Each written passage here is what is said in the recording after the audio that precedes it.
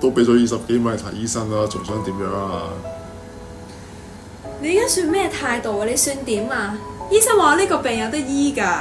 咁又點啫？屋企已經冇晒錢啦，唔通賣埋層樓俾你醫病啊？冇可能。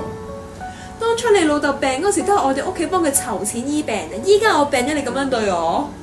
咁你哋自願㗎嘛？唔通用埋我下半身醫埋你個病啊？唉，我哋離婚啦！你整個渣男嚟㗎！我真係好後悔點解當初唔買嗰份保險咯。咦 Fanny， 上次同你傾嘅醫療危疾，你考慮成點啊？哦，我同我老公傾過啦，佢話唔抵啊。佢話咧，如果我真係病咗嘅話，佢可以買埋層樓俾我醫病喎。再講啦，我同佢青梅竹馬咁多年，我仲信佢唔過咩？啊 Fanny， 千祈唔好用錢去考驗人性啊！呢個真係太險啦〜